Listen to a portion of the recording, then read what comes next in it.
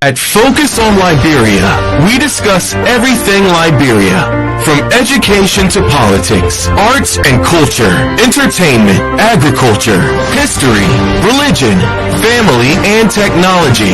Focus on Liberia uncovers and showcases the best of Liberia and shows the world the truth about Liberia. We educate, elevate, and promote all things Liberia. We conduct interviews, panel discussions, debates, and more. Tune in to Focus on Liberia on Facebook and YouTube and be a part of the stories that make up the news. This is Focus on Liberia, and I am Panelists. Ladies and gentlemen, welcome to another section of Focus on Liberia. I am your co-host, Gabriel Carter. I have in the studio with me today Kromah. Morris, I want to say first of all, congratulations. I know you just earned a dual degree from Brandeis, which is also my alma mater. So I want to say congratulations on air. We're going to talk about, aid, what we call Poverty Inc. and why aid around the world does not work. But we want to make it specifically to Liberia and, Africa as a whole, as a context. So again, welcome. I have him in the studio with me. Alex Cuffy, my co-host. It's been a while since we started. We came back on, but it's good to be back on here with you. Morris, I know we've had you on many programs, but I think is this your first time on the marketplace? Yes. Okay. Yes. Okay. So let me tell you first for the audience. On the marketplace, we talk everything business, finance, and economics. So everything we trying to, if you look at the political side, we look at it from an economic side, business side, and finance side as well. So that's is what we do here. So we think we ask the tough question here as it relates to everything business, economics, and finance. So welcome to the program. And because this is your first time here, we'd like to maybe give you the time to introduce yourself, and then Alex will introduce himself. Well, Alex does an introduction. We'll give you the time to introduce yourself, please. Thank you, Gabriel. Thank you for the opportunity again to talk about something that is I'm very passionate about poverty and how it's affecting people in the African continent and far and wide. My name is Kromah. Most people know me on Facebook. Some people call me Perfect Manager.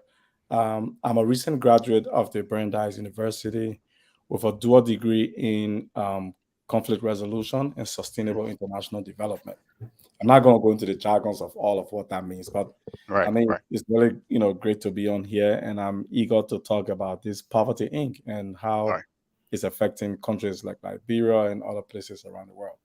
Yeah, well, conflict resolution after George Plow.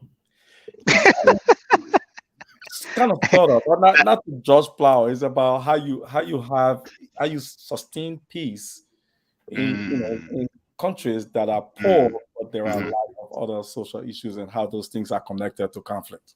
Yeah. It's not just judging Plow, Chief. I just popping one.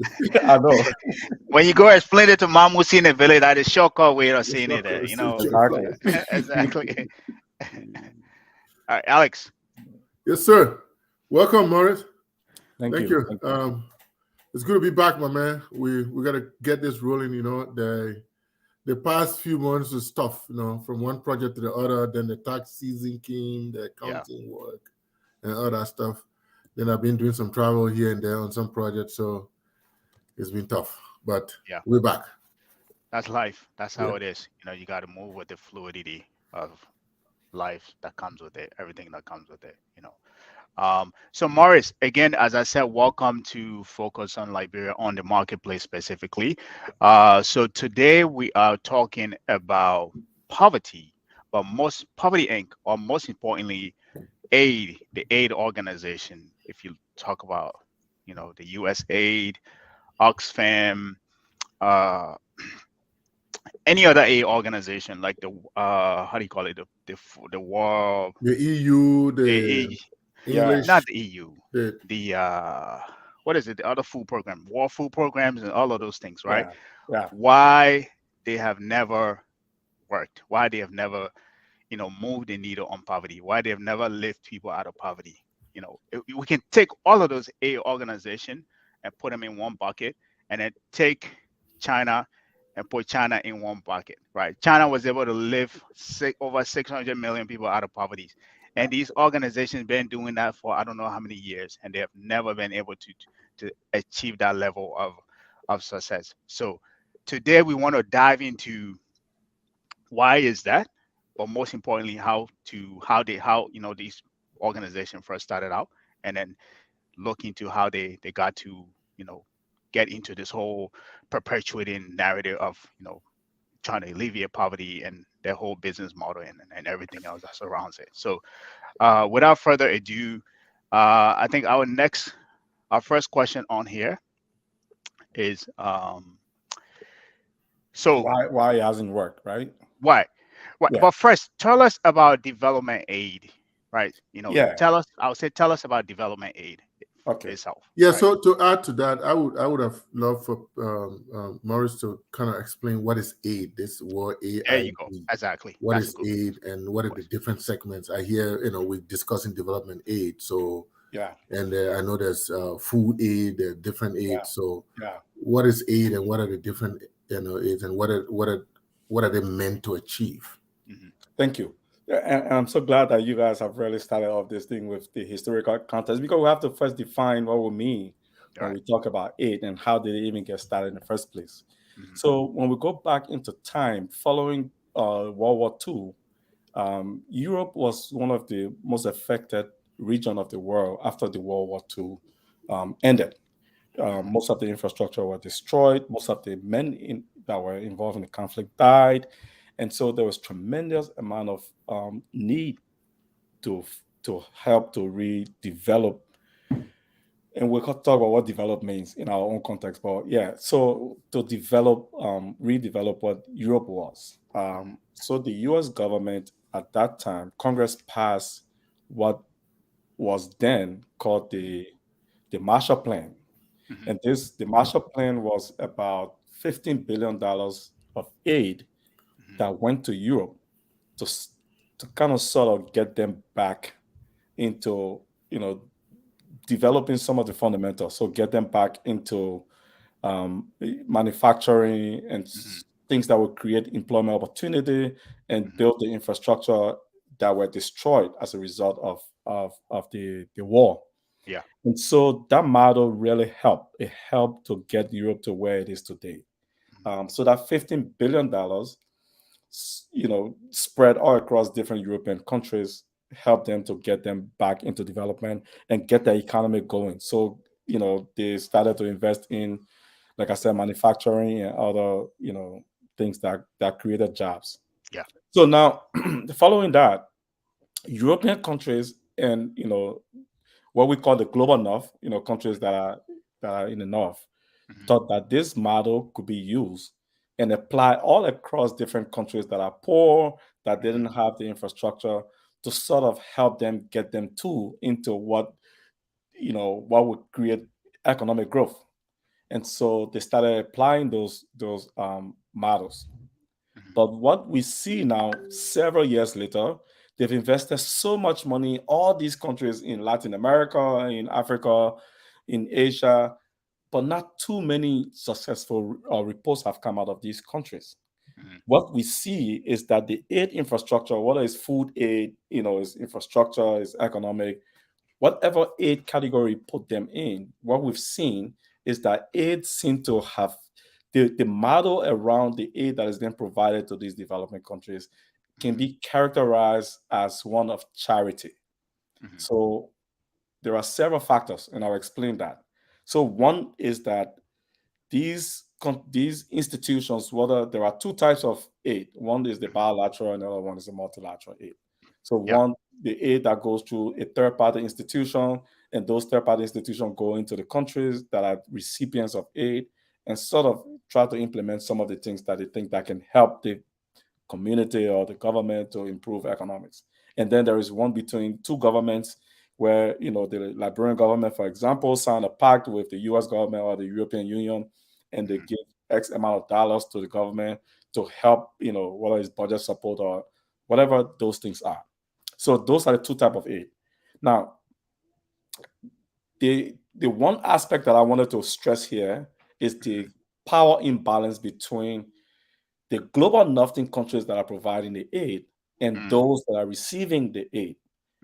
So on the bilateral aid and multilateral aid, if you see most of the institutions that are going into these developing countries to provide aid are mostly from the global north. They are from Europe, they're from America, almost 99% of the institutions. So you can talk about Oxfam, USAID, we can mean the Danish Aid, all of these Danish Refugee Council, all these institutions, Catholic Relief, Lutheran, all these institutions are coming from the global north. And so as they go into these developing countries, whether it's Latin America, it's Africa, or where else, they're going there with this preconceived notion that they already have the answers to what is supposed to be the right thing for those countries, when those countries don't have a lot of say in how that development is happening in their communities. So there is some sort of power imbalance. That's the one aspect of it. The other aspect of it is the charity model that I talked about earlier. We have good intention, we're just trying to help, and you people should be grateful that we are helping you. But the charity model has proven not to work at all. And I can give you one example. Haiti, following the 2010 earthquake, in fact, Haiti is now considered the NGO capital of the world because there's so many NGOs that went into Haiti to try to help that they created more economic issues for people in Haiti than the economy has resurfaced. So up to now, Haiti is still becoming dependent. So that charity model sort of promotes poverty and also promote dependency. Most of the people that were before the earthquake, that were farmers, that were sustained, living this subsistence living in Haiti, are now depending on the aid because aid is so much. The market has been saturated with imported rice and imported all of these different things. And so the economy is depending on that aid now in countries like Haiti, in Somalia, for example, even Liberia. So there's that culture of dependency that comes with the charity model. The other aspect of it that I also wanted to highlight is that developing countries don't seem to have the same infrastructure and capacity that European countries had when they received the $15 billion in aid from the American government. So those things were not taken into consideration. There is, sort of, in most European countries, they have the capacity. Most developing countries don't have the infrastructure or the education to manage those aid. The first time I heard a key word from Ellen Johnson Sirleaf was absorptive capacity.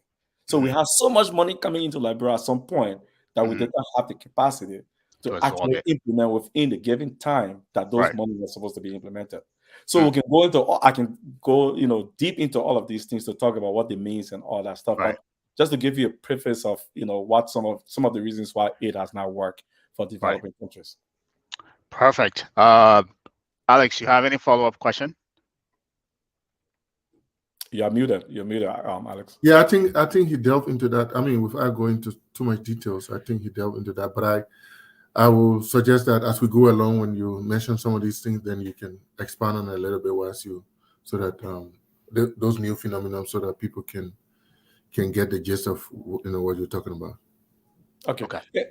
And the other thing that I thought was important that I should mention is that when we talk about aid in itself, there's the history of it, whether we talk about the World Bank, we talk about the IMF, the United States government, EU, and all of the institutions that seem to be goodwill, there's always an intention behind some of these things.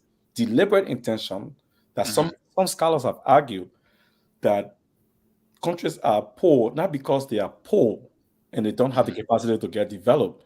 They are actually poor because of the institutions that are coming from the global north that are creating these barriers for these countries to remain poor so they can be exploited. There is a very interesting article by Collier when he says the bottom billion. He was talking about how much poor countries are poor. Yeah. He was arguing that countries are poor not because they are just naturally poor. They are poor because of some of the institutions.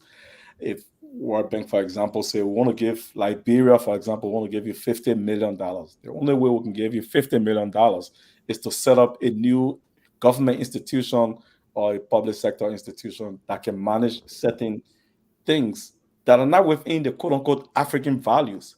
But these governments are forced to do it because they want that $50 million Yeah. to do something else that can impact the lives of people. When we talk about the structural adjustment program that was started in the early 80s up to the 90s, those things created more liabilities for developing countries. And I can give you an example of it. So in East Africa, for example, Tanzania and South Africa, they had some of their universities and colleges were funded by the government. The government was Right. providing subsidies to these universities.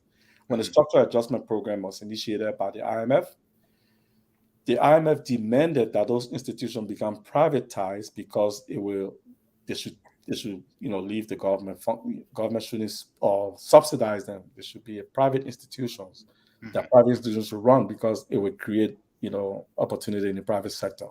Well, it turns out when the government stopped funding those institutions were having professor exchange between the United States, Europe, that will come there and provide teaching, and those professors will get grants or Mhm. some kind of way the government will provide subsidy for these university professors to come.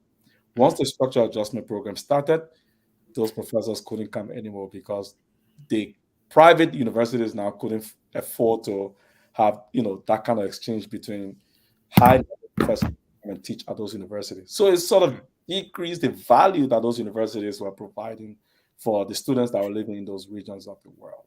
So Yeah. I mean, there's so many different dimensions from this whole poverty thing and how it's affected developing countries.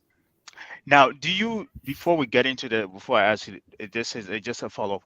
Do you think that so I understand the whole, the power structure there, right? Where the global north comes in and say, okay, we're going to Liberia. We want you, before we do certain things in Liberia, you have to diverse these institutions away from the government, make them private.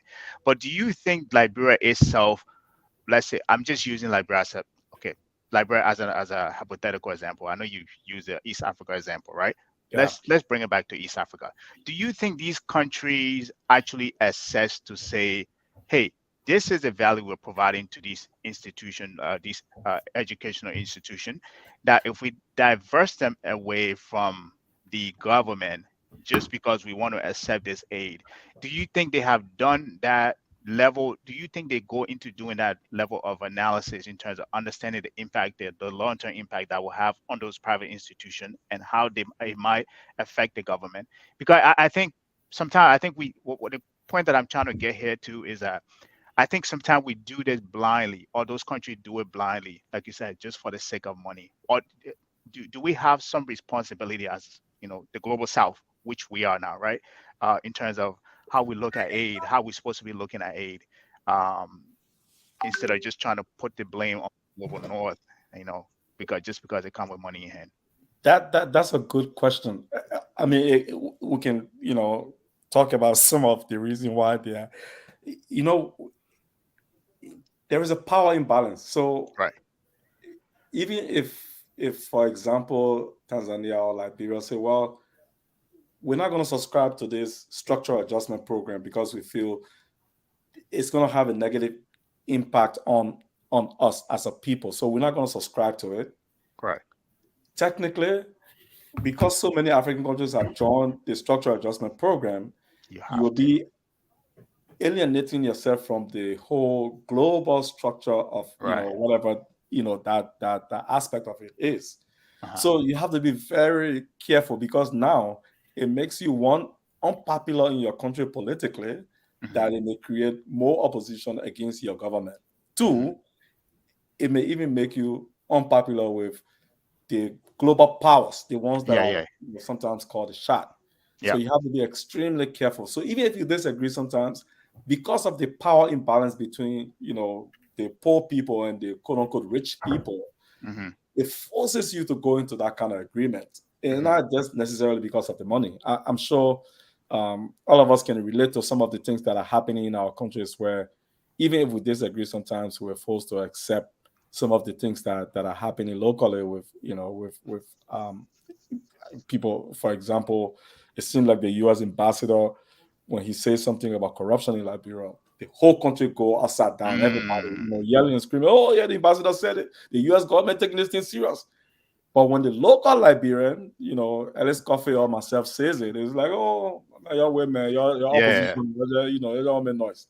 You see what I'm saying? So Yeah. power. There's a power issue there that Yeah. makes makes them to get more volume than people like us. Okay. So let me ask a question about Go ahead, Alex. whether it's comparison or drawing a contrast. I mean, so far I've heard you talk about what appears to be financial aid, monetary aid, going to starting from Eastern Europe, and a desire to kind of replicate that model around the world. What's about other aid? Like you made mention of food aid has not worked and things like that. So what are the different aids? Can you draw some parallel? Can you draw some differences between them? So when we talk about food aid, I mean, Gabriel, I'm sure you watched the Poverty Inc. video, and you heard Yes. Bill Clinton admit in Congress that when they went into Haiti to provide what they thought was good, food, rice that they took from the U.S. into Haiti to provide it to the Haitian people, they thought it was a good thing, but actually it was a bad thing, and he was taking responsibility for it. That was a profound message, because what it meant was that it actually closed the gap between both those that are providing food for the local economy and provided more economic benefit for Americans, because they were exporting the rice from their markets into Haiti, and it created dependency. So the value of rice. And there's another interesting guy on that same video says, he said, well, back in the days before all of this, all these NGOs and all this foreign aid that were coming to Haiti, we were eating rice as a luxury, one time a day, probably one in 2 or 3 days. But now, because of all of this rice that are on the market, 3 times a day, people are eating rice 3 times a day. And it's so cheap that it's creating even health issue for us now, because we're eating it so much. And that message can cut across so many different poor countries, because that's exactly what has happened all across different places. So just on the food aid itself, food aid has created food insecurity for many developing countries, including Liberia, countries that could produce for themselves before the structural adjustment program. So Liberia, Sierra Leone, Ivory Coast, Guinea. Imagine Senegal and Ivory Coast are doing very well economically, but they're still having issues with food security, because there's so many influx of Western, food that are coming to these markets, and it's creating dependency. If I may add, you're talking about structural adjustment. I remember in Ghana they had, when they launched the structural adjustment, when they went to 40, after some time they had to bring the PAMSCA, which is the program to mitigate the structural changes of so some of the effect of the structural adjustment program, there was another program to mitigate some of the effects of the structural adjustment program. So if I may add, I think I just wanted to add to what you mentioned about Bill Clinton admitting to what they did in Haiti. In a way, for me, this is my personal view. I think it was intentional. Even though he admitted to it, eventually he's the only one who admitted to it. I think it was intentional, because, and I think, as you mentioned, this is what happened across all the poor countries that they bring this organization in. First, before they went into Haiti, local, I think you mentioned and you saw in the video as well, local people used to produce rice, right? Not only do they produce it, they used to sell it on the market. So let's say yourself or Alex have rice farm, you make your rice, you have something to eat, the rice, you sell it on the market. It's sustaining you, right? When they started, so the reason why I thought it was intentional, when they started bringing rice into Haiti, they didn't allow the Haitian, they put an embargo on Haitian rice from being exported, right? So they put a hard, tariffs on your rice from being Yep. exported out of your country. So it makes you don't want to do anything anymore. You can't even get out to sell it, and they kind Yep. of dump this cheap rice in your country to the Yep. point you now producing rice locally, Alex producing rice locally. It No market. disincentivize you. You can't Yep. compete with cheap rice anymore. So it Yep. puts you out of business completely, Completely. Yep. right? So Yep. when it puts you out of business now, you now have to be dependent on these rice. Not just you, but the people that used to go to you and buy rice, they now are dependent on these people, right? Yep. Yep. And that is the like sometimes I think we just look at it as just the rice is cheap, but that's it takes away the power from the local producers. And I think that is one of the most uh and people like that, let's say the power, that kind of power is taken away from you. You can't support. You used to support your family for the rights you sell. You can't do that anymore. You can't Yep. send your children to school. That Yep. is so the economic impact go across, like it goes deeper than what we look at it to be. And that's exactly what happened to Haiti. People just used to, people that used to do local farms and trade with Yep. rice, they stopped doing that, right? They stopped doing that, and because they had this level of cheap rice in the Haitian market that was, just being dumped upon them. But I Yep. think it was intentional, and it's when it's done to other countries, it's very intentional about it. They make you dependent on the power that be, and that kind of decimate your economy to a bigger level than you actually think. So I think that is it's like what I call the economic hitman from a poverty A standpoint. So that's why Yep. I think it's very intentional. I just want Yep. to say You that. you you you are absolutely right, Gabriel. Right. But even to add to that, there's this, compact that the European Union signed with most, countries in Africa about promoting free trade, that, African products will be sold in Europe and Europe will sell the products in Africa. It turns out there are very interesting reports that come from there that says, for example, I think I said this to you before, Gabriel, but I'm not Yeah. sure. Yeah. The Ivory Coast and Ghana produces more than 60% of the world coffee, Yeah. cocoa, Yeah. Cocoa. right? Yeah. Yeah.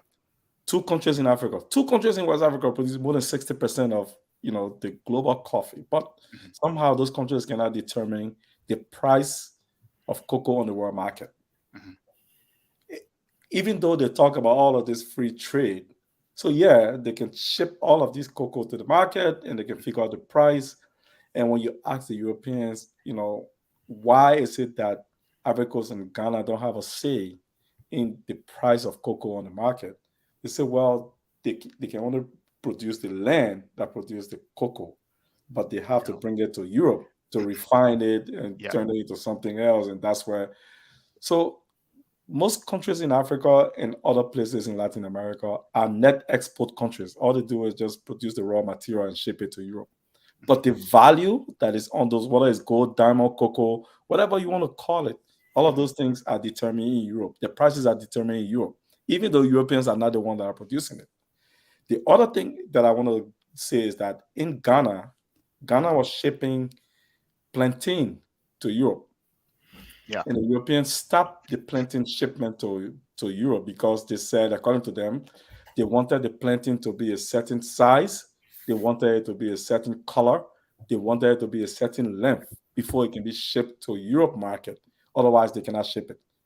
And so when you go back to Ghana to ask the Ghanaian farmers, they say, well, we don't know. We're not magicians. We can't determine how, if planting is supposed to be a certain length or a certain size or a certain color. There's no way we can do that. The Europeans say they have to send their expert to Ghana to go and show them how this is done and set up the infrastructure so that so same power imbalance. They come there and they create all this perception that they know what the market is supposed to want, and they've set up the things that are required to be set up. So it's still at a disadvantage for developing countries. And so that's why when I see someone like Paul Kagame challenging them, Right. as much as they call him a dictator, Right. I have great deal of respect for him because he's saying, okay, you and your aid I accept, but I will determine how the aid come to my country. You can tell me, first of all, don't send no used clothes to my country. Don't send any used cars. I will not accept them. So he has closed the market for used clothes and used cars to come to Rwanda. it's a profound position. Yeah. And if more African countries start to take these strong positions against, European countries, they will see how that power will shift back to, the African continent. So then the question is, has aid worked in Africa or specifically in the case of Liberia? I mean, West Africa, Liberia. Very good question, Alex. So this is one of the arguments that I made when I presented my capstone. I was arguing clearly that aid has never worked in almost all of the developing countries. And I was arguing that the alternative to aid is remittance. Because in essence, you have more countries, remittance actually in 2018 alone, global remittance in 2018 alone was around $687 billion, while global aid, if you put all the aid together, was around, I think, $257 billion. So if you think about, aid on itself, all of the countries that receive aid is just around 250 billion. And you look at global remittance all across the world, 687, close to $700 billion. It says a lot.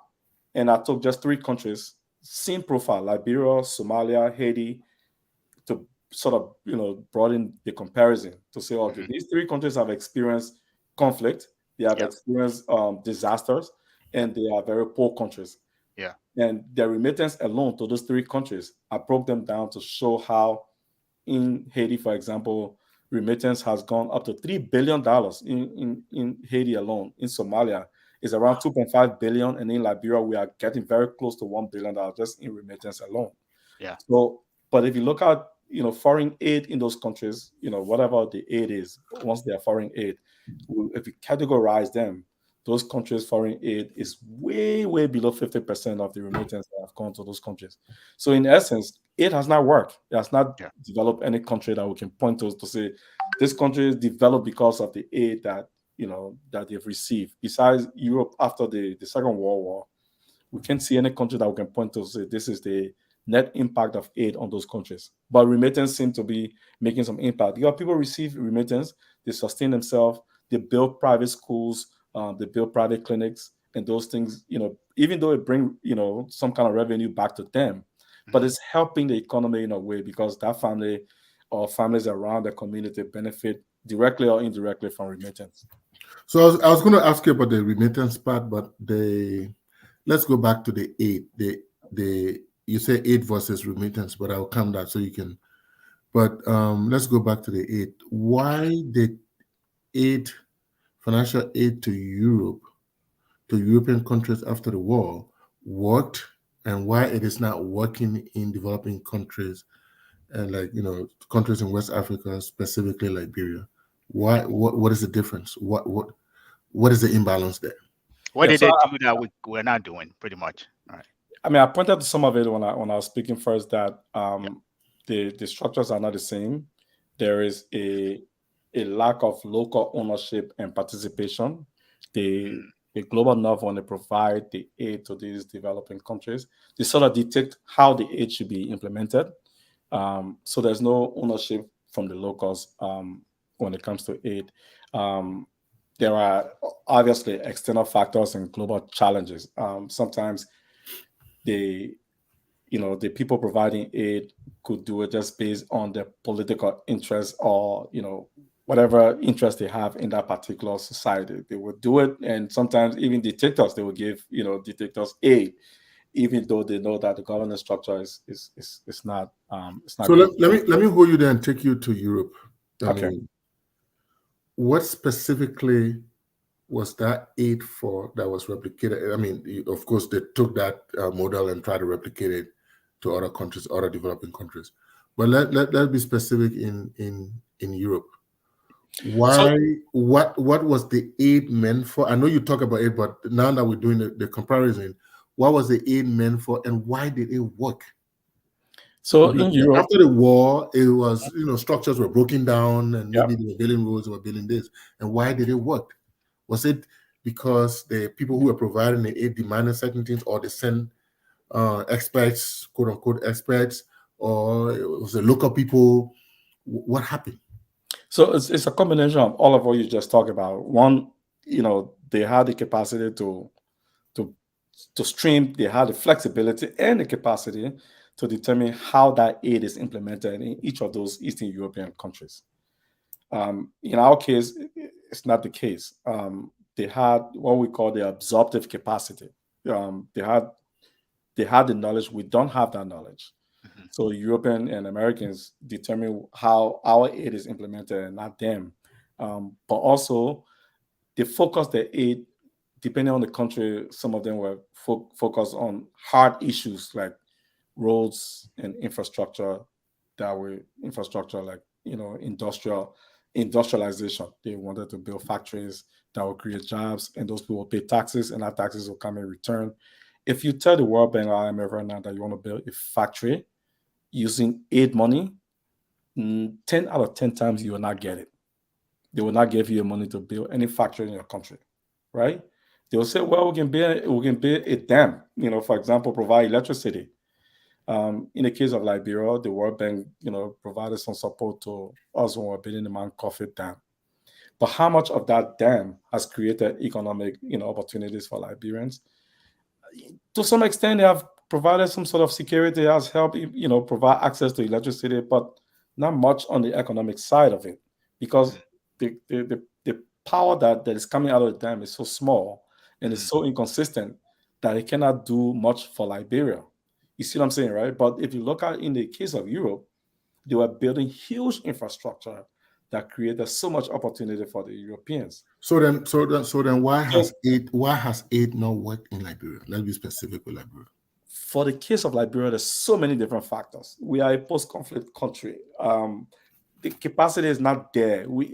In most countries where there are, plenty abundant of natural resources, most times they don't seem to put their best citizens in a power of leadership. They don't put, in most countries where there are multiple resources, natural resources, they end up with either the middle class citizens or the bottom tier of the citizens that are in power. And those people don't have the capacity to know what is right for the country or what is wrong. I'm not denigrating anybody, but we can take so many different countries right now and look at them and say, it's a structure. this is what the profile of those countries are. This is what their leaders look like. Right. And this is what some of their best citizens look like, but they are not in power and don't have the authority to determine how things are done.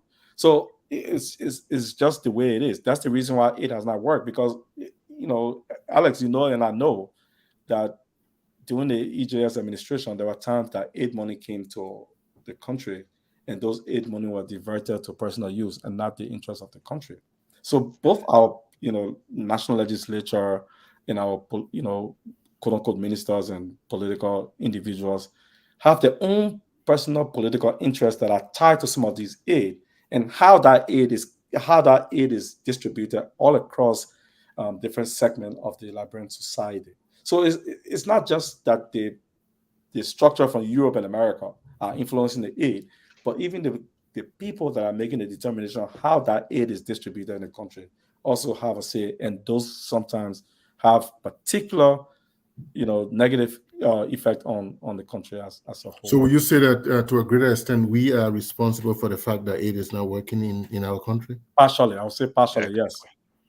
So because when you talk about post-conflict, is that a factor why it is not working? Because in Europe it was post-conflict. It was after the war.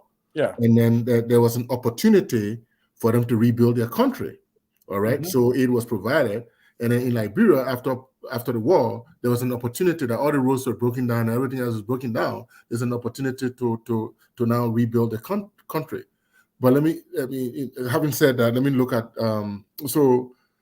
let me add. No, but Alex, I want to say something on that one before we move out quick. So yes, in Liberia we are post-conflict, but I mean, think about our post-conflict situation versus the post-conflict of Europe.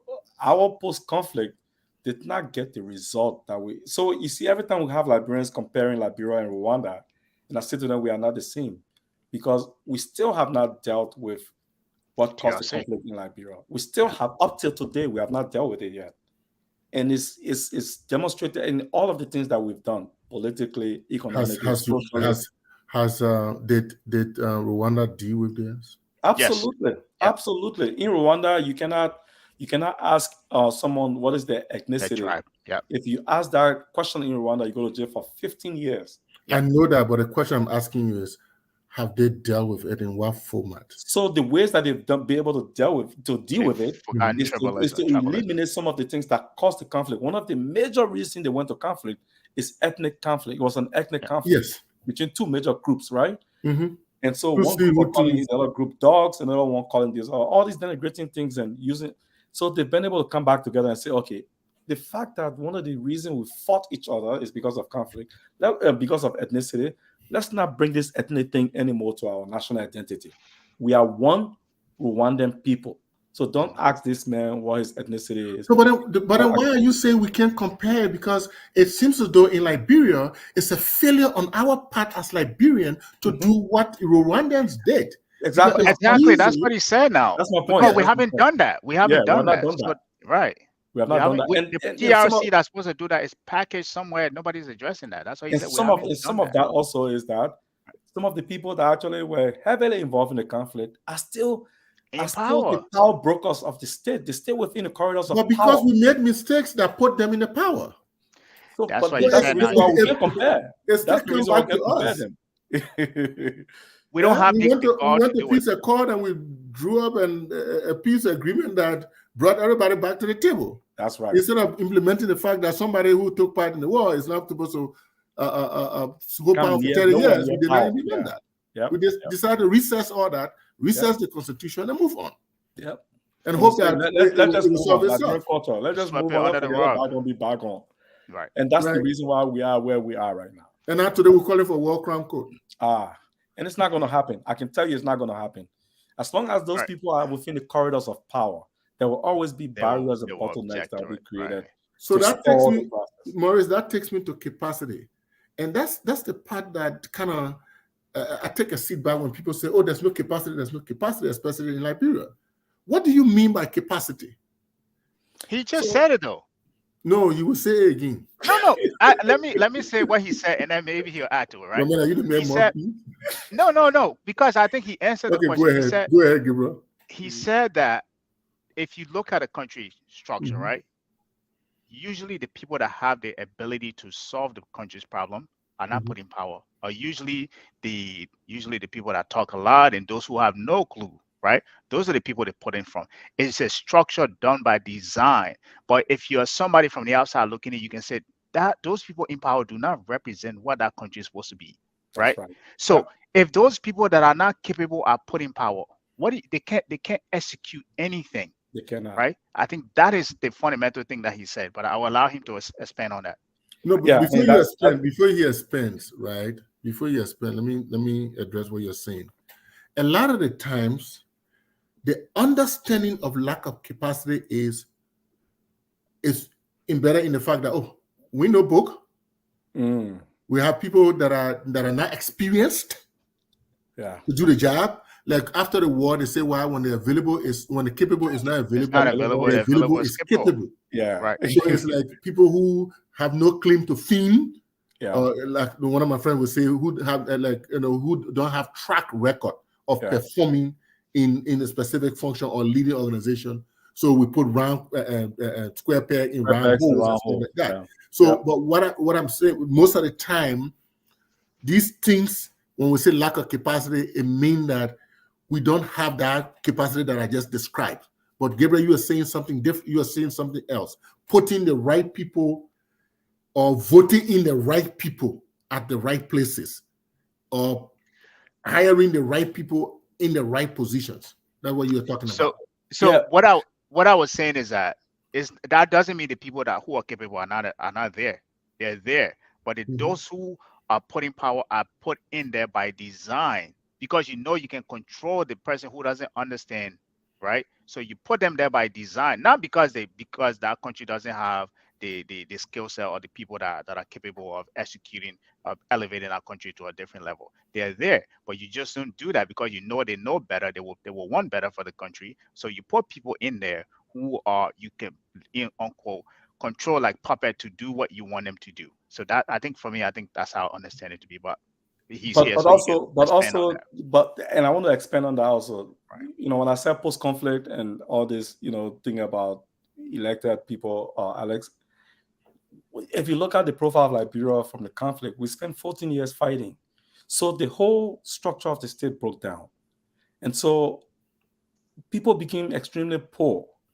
There's no way a poor man can have integrity. A poor man can know what is right versus what is wrong. The Yep. man just want to feed his family, right? That's it. So when elections come around, and scholars have actually written a lot on this whole idea of what democracy means for poor countries, because in essence, democracy is defined by voting, and the more you vote, they say, well, you are a true democracy. Does that actually mean democracy for countries Nope. like Liberia? Mhm. Because a poor and ignorant person who doesn't know right from wrong is going to the polls and voting just because Alice Cuffy and I speak the same dialect, or because he's my cousin, and so I'm voting for him. Does that mean that we are practicing democracy? So I've argued before also that unless there is economic opportunity and Mhm. then there is access to education all across the country, democracy will never thrive in countries like ours. It's always going to be a challenge. So you have to create the economic opportunity for people, because once I get food on my table, it means I have agency. I can say what I want to say and I believe and practice what I want to believe in. Mhm. But if those things don't exist, 9 out of 10 times, like most African countries, we end up voting on the lines of ethnicity and our religious affiliations. Yeah, but Maurice, like I know, some of the times, talking about capacity, some of the times the very people who gave the fund, the aid, they come with all this definition of no capacity as Yeah, a means to pull some of this money back. A case in point, I'll give a practical example. When I worked at Ministry of Agriculture as a financial management advisor there, the understanding of the project was, not to go into too much detail about the project itself, but um, is that because Liberian people didn't have capacity, so they passed the money through a non-profit, an NGO, yep, and then they established another silo. yep. All those things took away the real money. So as a result, only 10%, when I did my analysis, only 10% of the money was going to the actual reasons why. Yep. In one of the negotiation, I put the contract in front of me. I said, "But this other one is not necessary. That other one is not necessary." And I was able to pull $3 million back to the project, Yep. because you bring one person, then you got to bring the spouse, you got to give them this house, you got to give them that, you got to give them security. But when you hire a local person who is equally qualified or even better, then you want to pay him on the local terms. Yep. Yep. Well, sometimes the way these programs are designed is meant to take, simply put, is meant to bring the money and take it back. That's you are absolutely correct on this. This is, in fact, there's also a whole development theory around decolonizing aid. The reason people have argued that aid has a direct relationship to colonialism is exactly what you just talked about. That most of these global northern countries, Europe and America, usually, publicly pronounce how much money they're giving to these developing countries. For example, Liberia, they will say we gave $250 million in 2017 to Liberia as a goodwill. But in actuality, $200 million of that money come right back to those countries, because they will put their quote unquote experts in the field to go there. They will pay them handsomely. They will provide housing, provide all these opportunity for them. When in fact, they're just coming out of college, fresh out of college. They have no knowledge about the society they're going in, but they're going there as country director or going there as, country manager. And they sit on the table with people with wealth of experience to talk about these things. But because of their, connection to the global north, they have a bigger say than those that have been in the field so long. So they come and they take all that money right back to where they come from. But in actuality, there's a debate that aid needs to be decolonized. And the only way to decolonize aid is to be able to create, first of all, the capacity that are in those countries to use those local capacity rather than having people coming from other places where they have no knowledge, because the local capacity has better understanding of the social profile and the economic profile of that country rather than somebody who's coming from outside with no knowledge. I've listened to a podcast where a young woman who came out of college with a master's degree went into Kenya, I believe, or Ethiopia, and she said she worked there for 6 years. And everything, she never did anything in that country. All the 6 years she was there, she was depending on the locals that they were writing her report for her, they were doing all of the necessary paperwork. She was only getting paid a lot of money. She didn't do anything. And you have someone there, Minister of Finance. Huh? And you have someone there, Minister of Finance. Exactly. We have so many of them. Every year they come to Minister of Finance. At least 2 or 3 of them will come to Minister of Finance. Yeah, we're doing So you have those consulting at the Ministry of Finance. Yes. Even till now, there are people there right now. Morris, they were doing the work and they were that's right. Yeah, they're there right now as we speak. They are there. So this is Gabriel, that takes me to the other point that I want to raise here. Why it is true that some of the projects are designed in a way that to take some of the money back, and you gave Rwanda as a case study here. We too, especially in Liberia, we are not our own advocate. No, what is wrong with us putting our foot down like the Rwanda did? That like even in my case, like I did, like look, we want this part. We renegotiated, negotiated. And when I wrote, in fact, that's why my contract was not extended, because I was clear and said, hey, the money the millions of dollars that you bring in this country for these projects, only 10% is going to the real thing on the ground. Yep. Most of the money is going to the different silo that you created. All right. So are we not? It's the fact that corruption, political will, to be able to challenge the status quo and say, hey, this is what we want. And we have the capacity. We have the people who are educated. Yeah. And even ourselves, our own attitude as people for can that change the situation? Can I answer maybe a snippet of that, and then Maurice can. So I think some of the questions you asked, right? I think Maurice answered that. So as you said, a poor man has no integrity. Yep.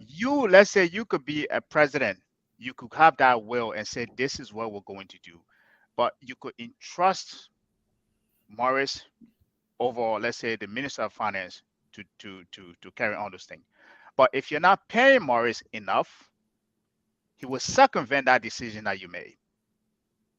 Right? He will circumvent it. What are you suggesting? Are you suggesting that the ministers in Liberia not making enough? No, I'm not just suggesting. I'm saying people have the That's a whole different debate to start again, because I have a different take on that one as well.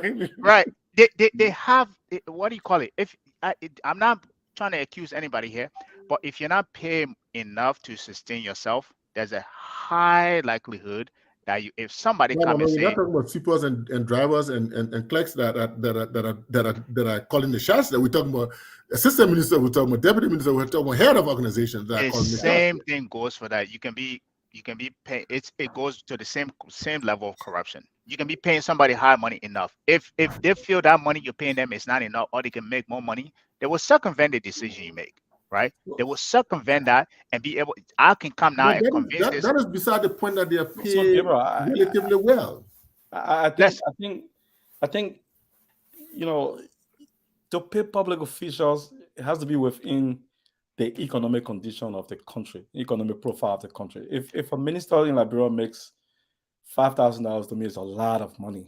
It's a lot of money, especially in Liberia. Right. $5,000 plus gas plus scratch. Yeah, $5,000 is good money. It's from $3,000 up, right? But if you pay that person $5,000 and they still engage in other aspects of impropriety, there has to be the accountability aspect. The court has to be strong enough to prosecute that minister, let him go to jail, or to prosecute the legislator or the senator to go to prison.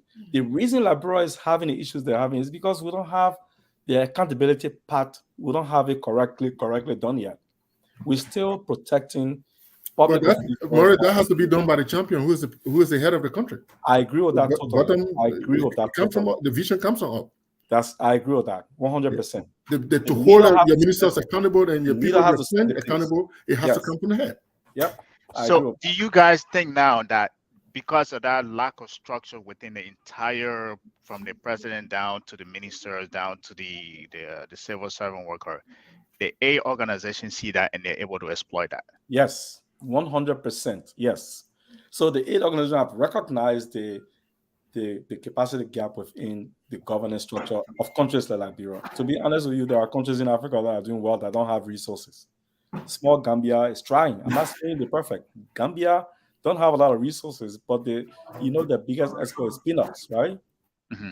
But they've also taken tourism, for example, and capitalized on it. So though they're exporting peanuts, they're also using tourism to make, to get the country going. Botswana, for example, don't have a port. They don't have any port. They're a landlocked country, yeah, right?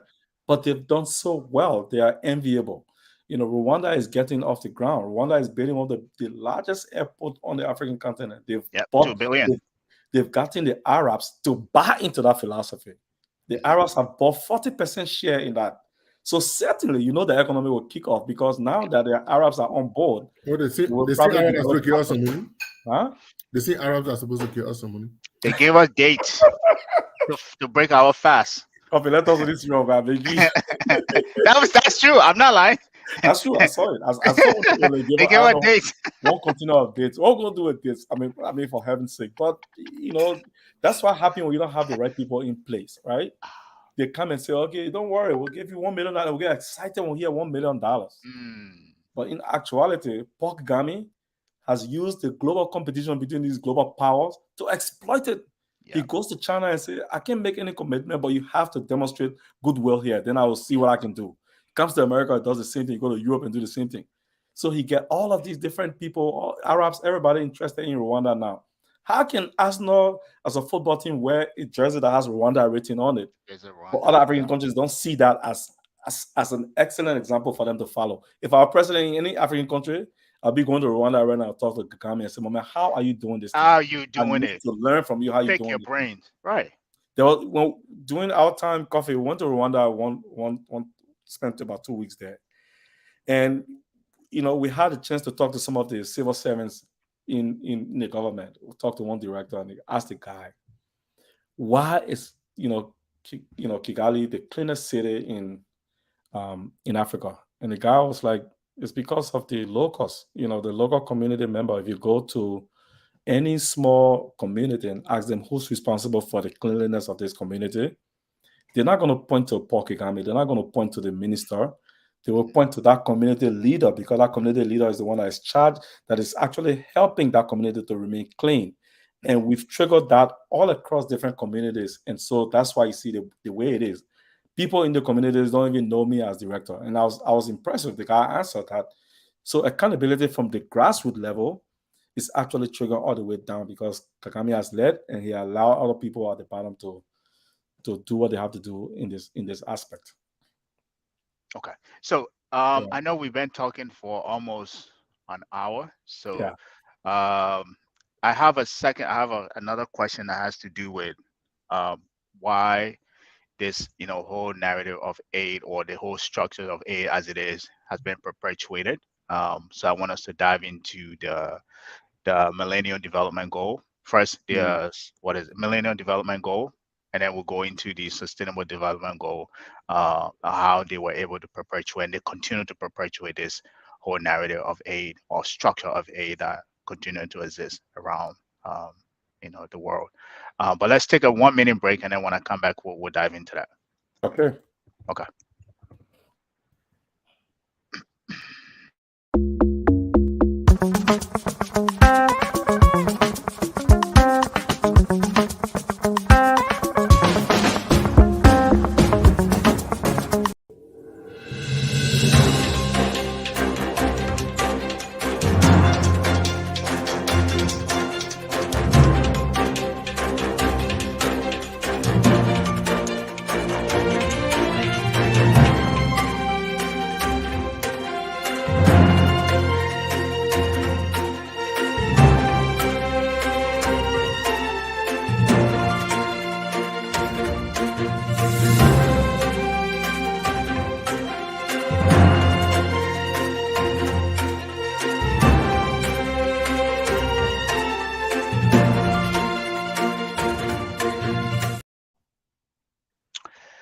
All right, ladies and gentlemen, welcome to Focus on Liberia on the Marketplace, where we talk everything business, finance, and economics.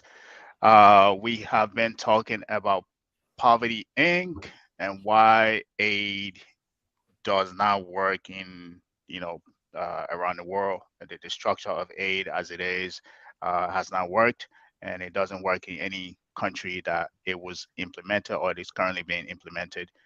So today we have our guest in the studio, Morris Kromah. Morris has been talking to us about is that the Marshall Plan, right?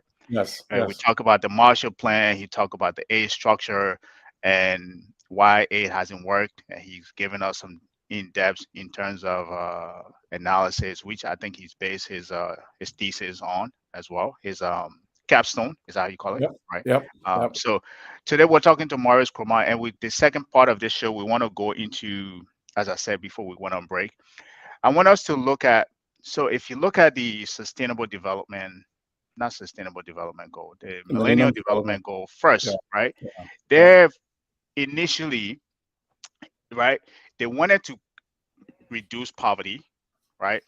Yep, Or even to the point of, getting rid of it, eliminate it, right? yep, They wanted to stop AIDS, the AIDS virus, right? By providing universal primary education, right? That their target was to 2015, right? That's the target they give themselves. Come 2015, we reached in 2015. That goal was not met, right? And now that's the Millennial Development Goal morphed into what we call now the sustainable development. sustainable sustainable development goal, and that their whole target was also is now it was a global thing, right? Yep, It's not just the poor countries anymore. This is a global thing that is adopted by the United Nations in yeah, 2015, which took on from where the Millennium Development Goal left off. yeah. And at this target, their target I think was to 2030 to What? eliminate poverty completely. 7 more years to go. They wanted to eliminate poverty Yep, completely. They yep, wanted to protect the planet. Well, yep, protect the planet. We talk about the climate change, and yep, also ensure by 2030 all people enjoy peace and prosperity. Right. yep, This is what the Millennium Goal is. Right. So they yep. took off from where I mean, this is what the MDG. sustainable goal is. They took Yeah, off from where the Millennium Goal left off, and yep, now they have another target. This is 2023. yep. We have 7 more years left, and from what I mean, you don't unless you've been living under the rock. Yeah. What from what we're seeing right now, I We're doubt not if achieving it. Yeah. we're not achieving that, No, right? So no. the question that I wanted to pose to you, that I always pose with people that are study development aid, is that why is it this model still continue to be perpetuated? Now we've seen what it's done. We saw what they when they initially when they initially came up with the Millennial Development Goal, right? We thought this is a great agenda. This country will subscribe to it. They will do the right thing. Matter of fact, not just countries subscribing to it. This is you saying this is what you need to do. I come to your country. I say this is what you need to do. I'm not just telling you this is what you need to do. I'm bringing expert in to help you do that. Yeah. But still, you have failed. And I've come, I said, hey, we have another goal. We'll push this back to 2030, but now we're embarking it on a global standpoint, right?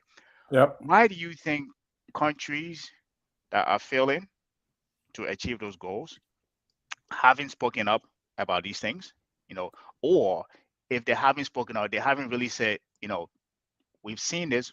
Guys have came in, brought your expert in. They have done all of these things. This isn't working. How about we try it on our own? How about you just give us the money and let's figure out ourselves how we can get ourselves out of poverty, how we can protect from our perspective, how to protect our environment, our planet, and how to, make sure that every person have a minimum elementary education. Like, why you think country have not been pushing back on that, and this continue to perpetuate? The reason why I say that is because, as we speak, you said is in Liberia. They Hmm. are in every other country, right? I bet you and I will be here. 2030 will come along. They will not achieve that goal. They will morph it into another one, and they will continue to be in those countries to continue to push this thing. Why do you think? Why do you think it's that? So it has always been this um, power, this idea from the global north that we have to set some kind of global structure in place that is supposed to be a standard that everybody is supposed to follow. So even before the MDGs, like I said earlier, there was the structural adjustment program. The IMF and the World Bank came out of the post World War II events, and so everybody was supposed to be follow this new democratic liberal democracy that is supposed to spur countries out of economic growth, and people are supposed to live in prosperity, and all these things. Even the United States have not been able to keep some of those standards. The inequality gap in America, as you know, is even widening. It's not getting any closer.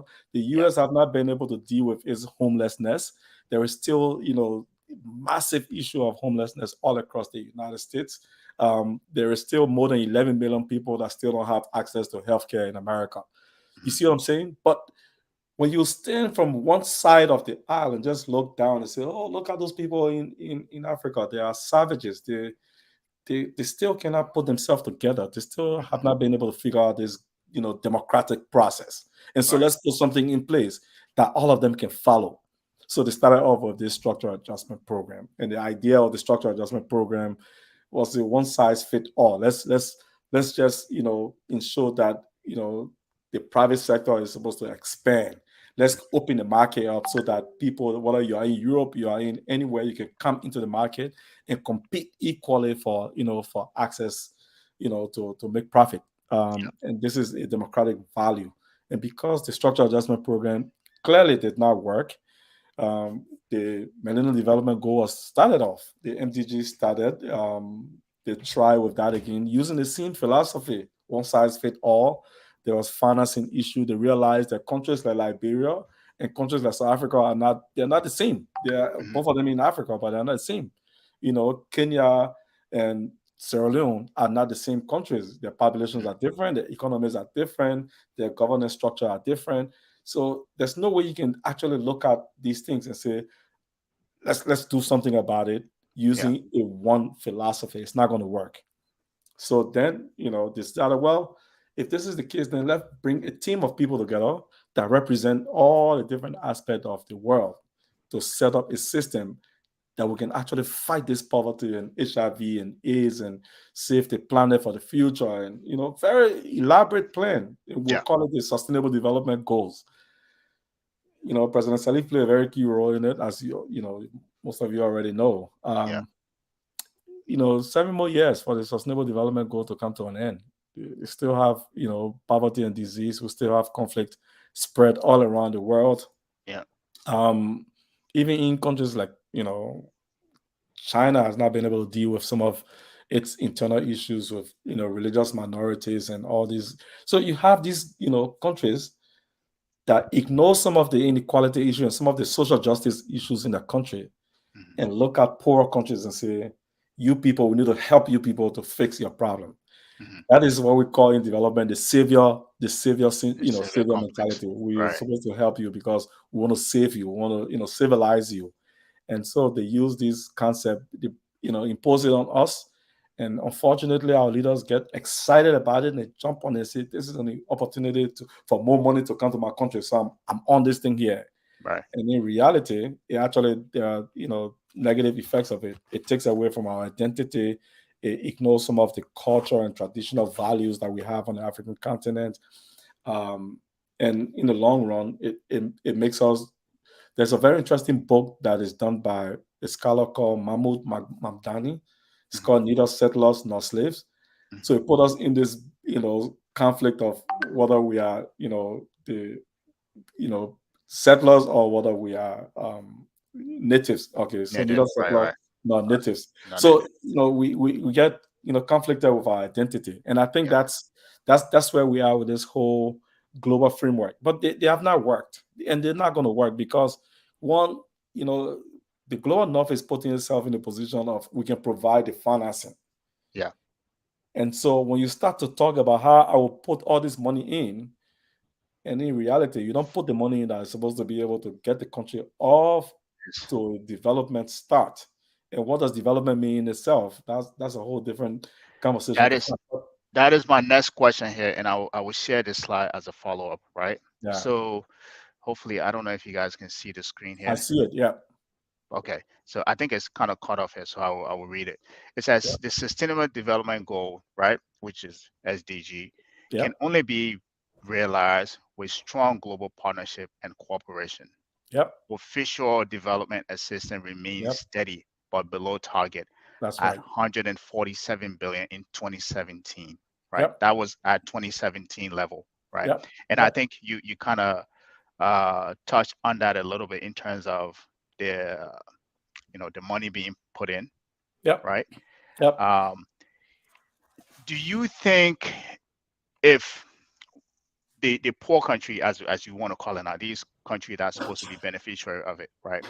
If they were contributing capital from there and in terms of trying to solve their own problem as opposed to trying to rely on other people, right? They would have been more vocal in terms of some of these things that are being proposed to you, because I think you alluded to the question I'm trying to get to here. You alluded to some of that, right? If I am bringing money to you and I know you need the money, you won't challenge. You would tell me anything I need to hear just so you can get the money. Yep. However, if you were putting in money, if this was some kind of partnership where I say, hey, you want to solve this problem, pour half of your money in, I will pour half there, right? If you were putting money in, you will be more committed to say, if you know certain things are not going away, you're more, the onus is upon you now to be, you're more invested to be able to speak up to say, this thing you want me to commit money to, it won't work. But because you're not committing, so, and you need the money, so you would just say as much as you would just accept everything that I bring upon you because you just need the money. So you're not, even if this thing is kind of detriment to your own economic progress as a society, as a country, as a state, you would just play along with it just because you want to get the money. So do you share that view, or do you think there's something broader to that? Well, I do share the view, bro. I think the dependency is a major factor in our concept of development. This idea that the global north is becoming more and more sort of like the agent of us to depend on to determine how we construct our development. And the reason why I keep saying the definition of development is because this idea that development is supposed to mean infrastructure, it's supposed to Mhm, mean big buildings and elaborate schools with computers in it. I mean, technically, it's debatable on whether that's actually development, because even some countries that have done some of that have still not been able to maintain their peace, because mhm, in essence, those countries are supposed to be able to identify what their concept of development is. So if you go to communities, the communities know exactly what they want. mhm, When we did the 2030 vision exercise, we went into all these small villages. And if you ask someone in a village, they will tell you exactly what their number one priorities are. If you ask mhm, 10 people in that village, 8 of them will tell you what they want. And it will be the same thing, even if you don't ask them in the same space. But somehow, when we leave Monrovia, we go there, we say, no, that's not what you want. We want you need water, you need access to water. And I'll give you one example of that. So one of the development partners came and said they wanted to construct a hand pump in a village in Liberia. Now, yeah, it's a small village, I'll say about 200 people in there. And what they did, they did construct it, the hand pump. mhm. But they constructed a hand pump at the end of the village. So you go outside, you drive all the way inside the village, and then drive almost 5 minutes outside before the hand pump is constructed. Mhm. Well, Wow. 2 years passed and nobody ever used the hand pump. And they were wondering, why is it that nobody's going to this hand pump to use it? When they came to find out, the people say, well, we told you, you can't put a hand pump over there because technically the hand pump is used by women and girls. It's too And in far. the evening hours, the men do gather at the end of the village to sit there, and that's where they have the conversation, the man to man conversation. And the Right. women will not go past among these men to To go to go the get hand pump to water. fetch water. Right. Right. So you see what I'm saying when you say localizing development, you have to be able to talk to the people, they know what they want, and then use them as an agent to construct whatever that they want to be constructed. So if some of them tell you that they want education and how that education should happen, we should be able to put it in a context. Let us not ignore the role of Sandy and Power Society because the Westerners have said it's a negative thing.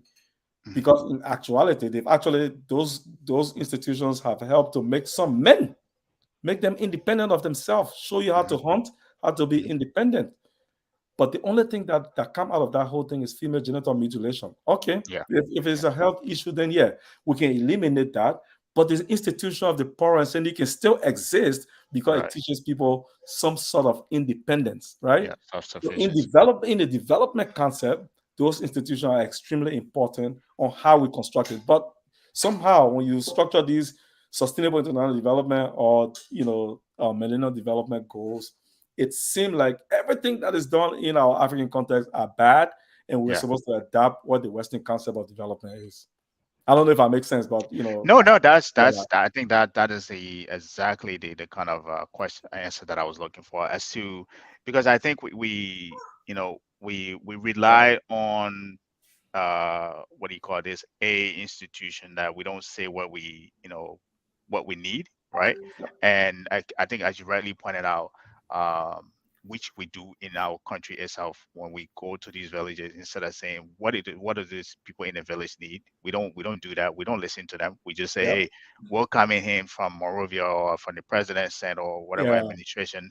This yeah, is what we think your village needs. I'm supposed to listening to them. yeah. Which and I think in a larger context, to to to add on to that, if you know Jeff Sachs, Oh yeah, oh yeah. right, he Yes. is right now being like shed to pieces because of his concept of I'm development, what he aware of think that. development is, right? Yeah, What he yep, think development aid is, yep, to the point he has his village in Kenya where he was doing this example, giving them 500,000 every year because he yep, think that is the way to get people out of poverty. But he at the end he's realizing it's more complex than yeah, he think it is, right? So yeah, he's coming to that realization that he think just giving people money will get them out as opposed to getting them involved, right? So yep. I absolutely agree with what you said.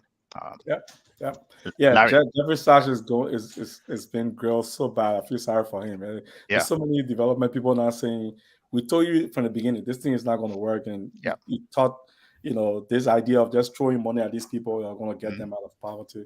And yeah, Kenya is a good example because Kenya is has a more diverse economy. The private yeah, sector is very good.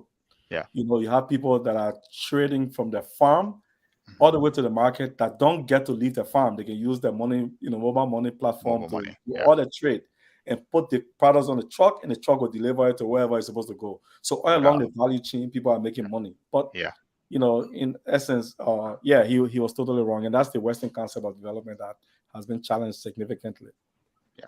Alex, Maurice, let me like my fourth grade teacher said, let me ask you an ABCdelic question. Go You ahead, G. use I hope you I use have an answer for it. you use the word ABCdelic. That Yeah, means, let me ask you a simple question. yeah. The sustainable development growth, was it meant to sustain aid, since aid don't seem to be sustainable? Wow. That's a very good question. You see why the question is ABCdelic? Yeah, it's a good question because when the MDGs were completed, one of the reasons people said the MDGs, the Millennium Development Goal, did not work, people were saying is because they did not provide enough financing to developing countries, and so it did not work. And so, because of that, the Sustainable Development Goal was supposed to fill the gap in helping to provide sustainable development. That sustainable is a very key word in all of this. mm, Is to keep local people in power in a way that they can live on their own without support. Um, whether it was meant to sustain aid, in two words, I would say yes, and then I also say it's tricky because they wanted to use aid as a beginning to actually get those poor countries that were suffering from conflict and from diseases to get them in a place where they can sustain themselves. they deny they are not achieving that at this point.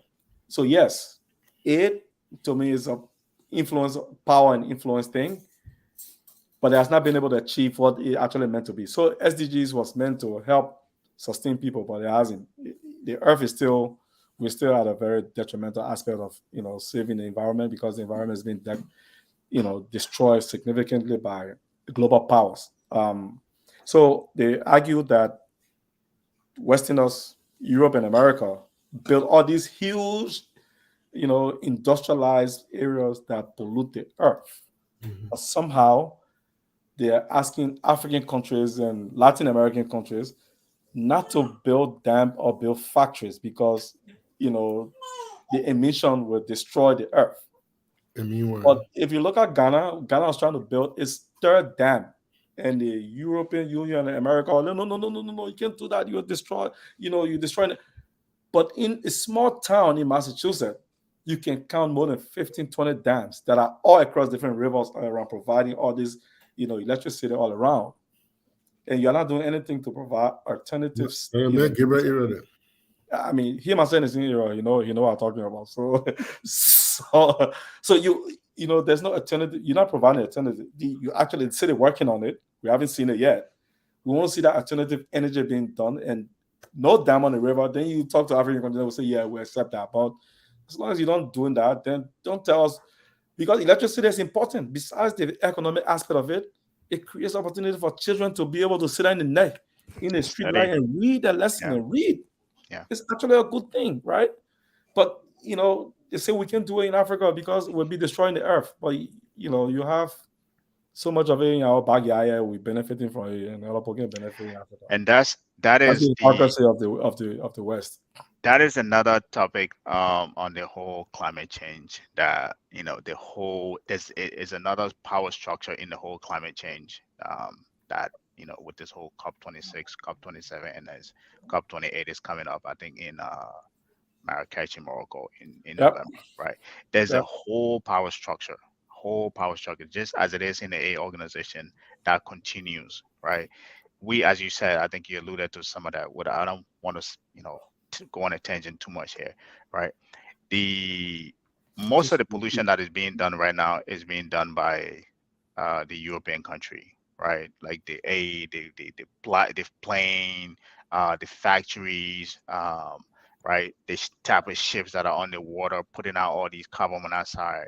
But Africa hasn't been, a polluter in that whole aspect. But when it comes to, in terms of fighting this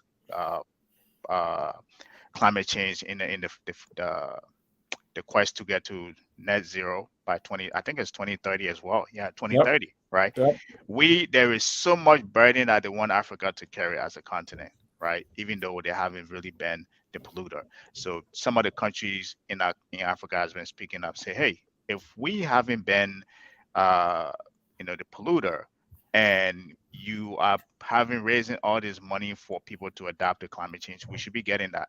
Even they're pushing back on that too, and say, no, we're not giving you money to adapt to climate change. So that is the fight right now. So if you go deep into the whole climate change structure that is happening, that is another fight Africa has to take on by itself as well. So I just wanted to throw that out there. It's sometimes I think it's hypocrisy, but we have to call a spade a spade. The reason African countries are poor is because we don't have the infrastructure in place. If we start to build factories, and this is where Europe and America came from, this is where they started off. Before they got to the service industry, they were industrialized nations. They were building these big industries all over the place. And so why can't we do the same? How you want to tell us about development and give us, just throw money at us and say, okay, take 50 million here, 10 million here, take 5 million here. It's not going to help us. Yeah. It's not going to help us. We have to build, I always tell people, more than 60% of Americans don't have $400 in their bank account in times of emergency. But the one thing that is guaranteed, every 2 weeks, that check will come. And that's where we make credit card decision. That's where we make, decision on buying cars and stuff like that. Let's build that same system in our African countries where I can get up 4 o'clock in the morning and go to work to my factory and come back home. I know 2 weeks later my check will come. I get in my check. Yeah. If that check will come, it doesn't matter if I get $100 or $50 in my savings account. I know I'll get my check at the end of the 2 weeks, right? Yeah. If those things are not in place, the 50 million and 20 million you give to African governments, it's not going to do anything. It's just going to perpetuate this culture. So we got about 4 more minutes Yeah. to the 1 hour and 30 minutes mark. Yep. I know Gabriel will do his thing, but once we are winding down the time, let me ask you. We have all these different programs over the years. Like we talk about here, we talk about structural adjustment program. We talk about program to mitigate the effect of structural adjustment. We have aid. Then we're talking about millennial development goals. Now we're talking about sustainable development goals. All these different things. When or how can we African countries, especially Africa, some of the Sahara, Liberia, West Africa, and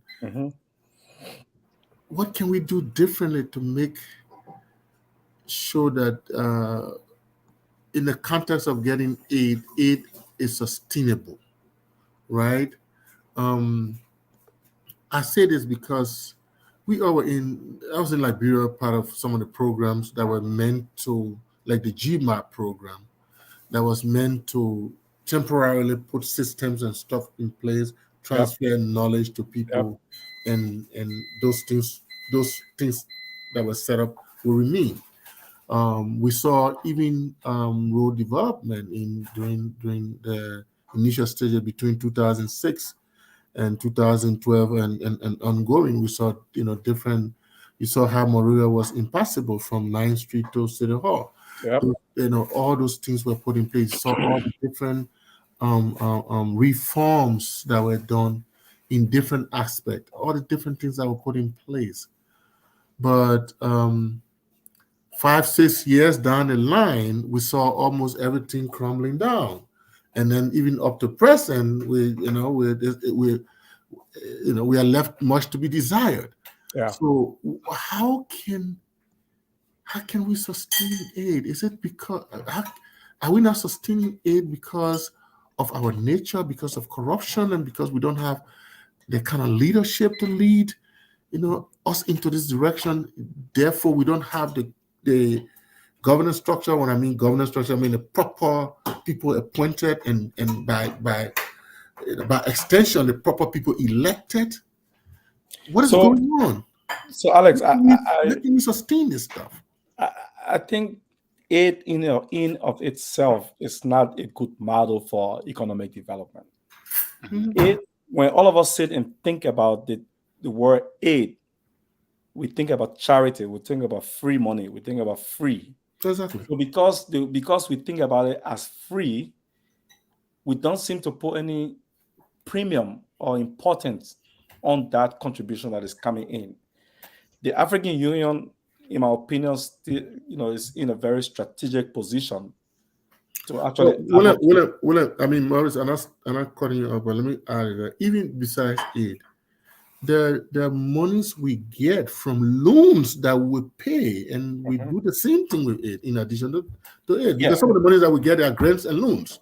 That's right. Right. So, but we still perceive it as aid because it's coming from Europe and America.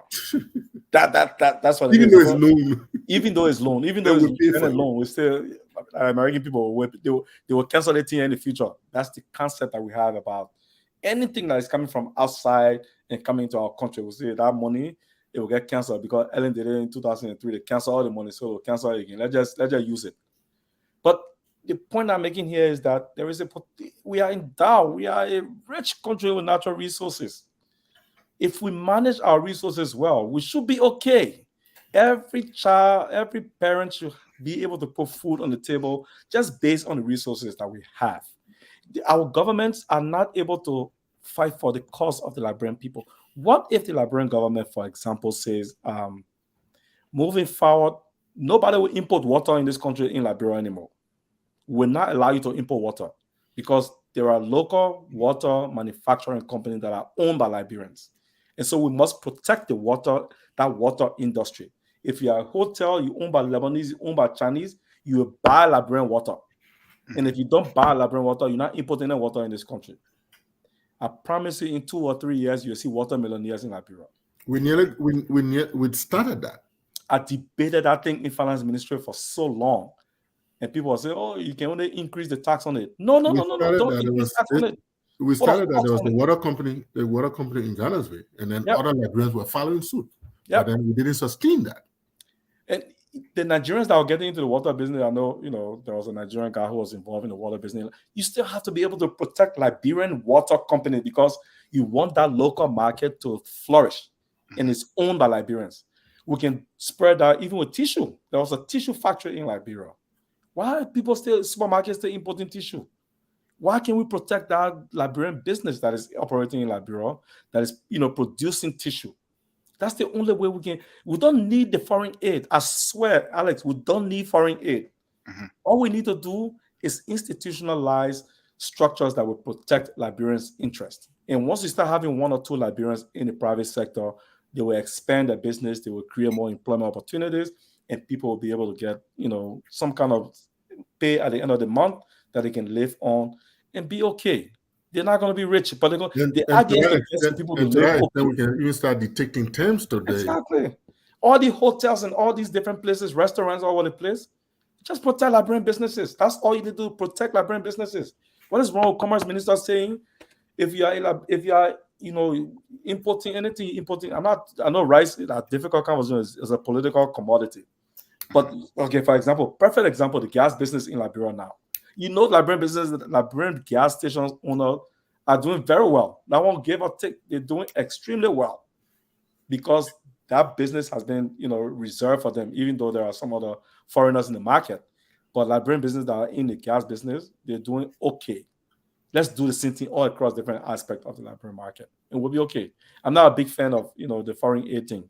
And I also think that remittance is a big market that people are ignoring.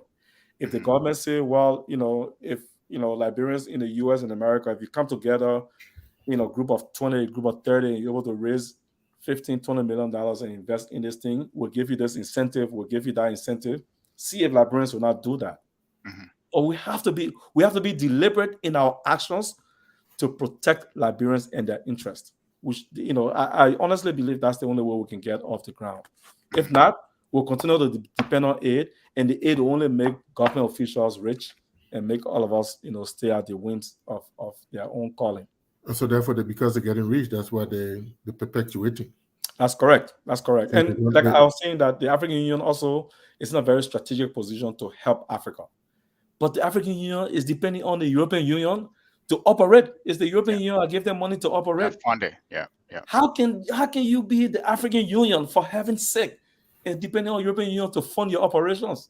How come we can take 0.5% of every government in Africa, every country, right, contribute to the European Union so that they can operate and also protect the interests of Africans and promote free trade amongst African countries? They talk about this thing all the time, but it's just like a blah blah saying it, but nothing deliberate that is done by these places, because there is this colonial attachment. The French, Africa is attached to France. The English Africa is attached to Britain. And it's creating a big problem for us. Even single currency, we can't even get to it because there's so much division in it, and these colonial masters have promoted their interests inside it. So I hear P. Maurice Kromah saying that until our Liberian leaders divorce themselves of their selfish interests, we ain't going nowhere. Nowhere. We're not. It has to be deliberate, bro. It has to be deliberate. I want to hear a president say, as president, not saying, when you want to run for president, I'm saying as president to say, over the next 3 to 6 months, these are the things that we do to protect Liberian interests. We'll put people in the field. If you are a foreigner, you're selling this business, you look at Chinese men selling roasted meat and all in Liberia. Nothing's happening. I mean, for stuff like that, it gets me angry. But hey, Chinese men selling roasted meat in Liberia. Cold water, roasted meat, ice, all of those things. It's happening. You have to realize you'll see that. You'll see it. It's there. It's in Liberia. And they're having all these small garden. They're planting and growing watermelon and pineapple and sending it to the supermarket. These are things that Liberians could do, but we have a weak structure in place, and so Yeah. the people are exploiting it significantly. All right. So I think we've had a great conversation, but there's one Yeah. question. Thank you for being with us. There's one final question I wanted to ask, and I think I should have asked that a long time ago.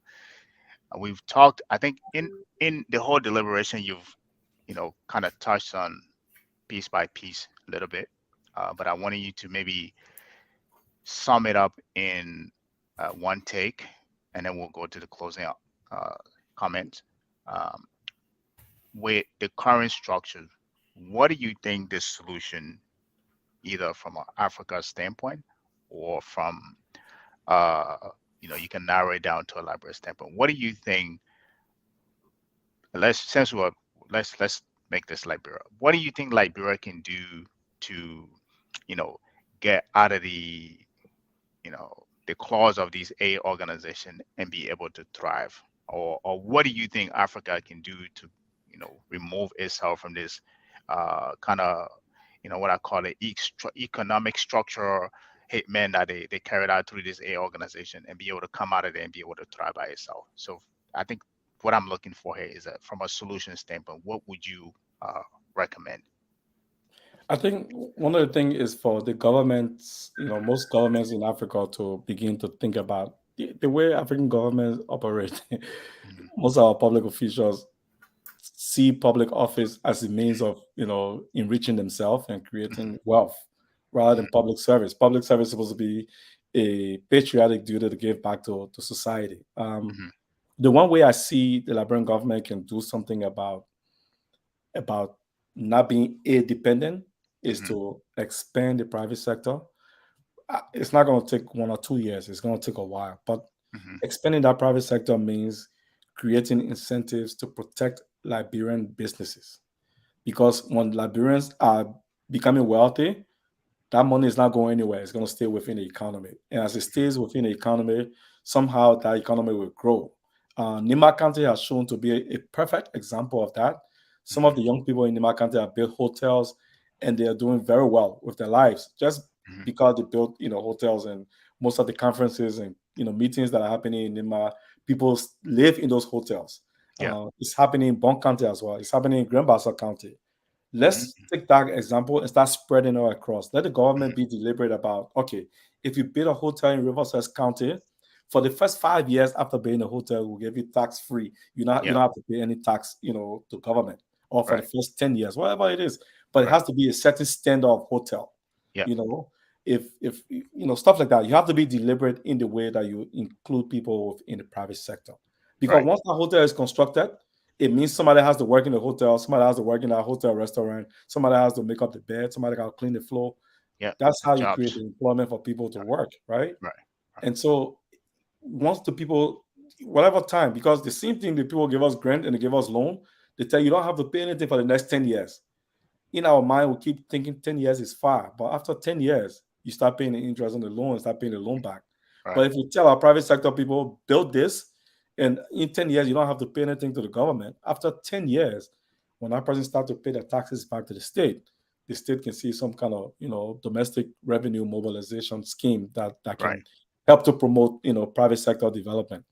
Mhm. But the other thing also is the accountability aspect. I think one of the biggest problems we have is accountability. Mhm. Our public officials consistently commit crimes, and they go scot free. Nothing Mhm. happens, Mhm. especially our lawmakers. Yeah. You have lawmakers that built schools in the country and then they go and pass the budget. They allocate, some of the resources, the revenue from the budget to the schools that they built, Mhm. which is, sort of, it's a crime against the state. You can't be in the private sector and be in the public sector at the same time. But this is so bad now that almost every lawmaker now has a school or a clinic or a hospital, but nobody's talking about it. It's a Yeah. crime. Conflict of interest. Right. But nothing happens. The judicial system is mute, executive is mute, and everybody just going with the flow. You get in the system, the man say, my man, this thing here, how we do it, or just build one school, we post send the budget for you, that money will go to your school. So people are Wow. enriching themselves through the scheme. But like I said, there's no accountability. So people go scot-free. And unless, we have some sort of strong process of accountability where people go to jail for committing crimes, no matter their power status in the society, we're not going to get out of this quagmire easily. Okay, perfect. And I think that brings us to the end of this conversation. Maurice, it's been do you have, first, before we go, I want you to maybe give us, your closing, parting comment, as they usually say it, on this whole. If you were to, what would you want the audience to know, or what, not just the audience, but what would you want, Liberians should know about this conversation we just had? Like, what do you think should be one takeaway that they should have from it? They should leave away from it. I One mean, or I two think takeaways. it's been a really great conversation with you and Alex, talking about the things that, like I said, I'm very passionate about. I Yeah. want to see the African continent be very bold in their action against, the global north and their Yeah. action, that concept of development. I want to see that kind of action happen. It's not going to happen unless you put people in the right places that understand these things and how to draw the distinction between them. And I'm really happy that you've created a platform for us to talk about these things. And I'm always happy to always come back and talk about development and economic growth and those things. But I really appreciate you and Alex tonight, man. I really enjoy having a conversation. Thank you, and we enjoy having you too. And I think you and I have planned this whole thing for a long time, but I think because of Yeah, your schedule, we've been pushing it back. yeah, yeah. I always like to pick other young Liberian mind, to hear their, to really pretty much just pick their mind and learn from there as well. So it's been a pleasure having you. We have usually, as I said, this focus on Liberia on the marketplace. We usually talk everything business, finance, and economics. So definitely we'll be bringing you back here as we go through other topic. Next week we will be talking about the IMF loan improvement to Ghana, one, and the other one was to Ivory Coast. So Ghana just got approved for 1.5 billion. Ivory Coast just got 3.5 billion as well. So we will be talking about that next week. So if you have time, feel free to join us. Okay. Ghana has been to the IMF for 17 times since. Yeah, yep. So we're going to be looking into that. How have they utilized it, and what the Minister of Finance in Ghana is thinking about doing with that money there. So I'll reach out to you, and we'll be looking forward to you joining us on that as well. But all in all, it's been a pleasure having you. And as I said, again, congratulations on the graduation. Welcome to the workforce. I'm still looking for a job, man. Exactly. Welcome to the workforce. Yeah. Again, congratulations, and thank you for being with us, Alex. Thank you, bro. Yeah, but P. Maurice Kromah, when they say P. Maurice Kromah, they say junior or senior, right? No, that. But they his and he and his are not that new junior and senior thing. Yeah, you got to be specific who you are nowadays. Though. Exactly. This time, say more power pronoun, even though I mean, before somebody can't come in, so gonna near one here. So I won't be glad. You can be he, you can be she, you can be dead. Exactly. One person can be dead, so I don't know how you. Yeah, I won't get myself in trouble here. I rest on that. Yeah, I have a few classmates out there and them, and there you go. So there you go. I just trying to rub it in, like this. Any parting comment, Alex? I think it was a great program, and let's continue to do this. Okay, so again, thank you guys for joining us, and wherever you are, we look forward. We thank you for spending the time with us. Next week, as I said, we've already talked about what we'll be talking about next week. Again, every conversation we have here, as we always say, it is meant to elevate the conversation, an inch better than where we left it. So hopefully we're able to do that. If not, again, join us next week. Maybe we'll be able to do that. And as we always like to say on this platform, regardless of what side of the debate you're on, whether you're for aid or against aid or neutral, we always like to say we're all Liberians, and that is one thing that will never change. So thank you for joining us, and we will see you here next week. Ciao. Ciao. Thank you. All right. We are Labira. Labira is our home. Labira people.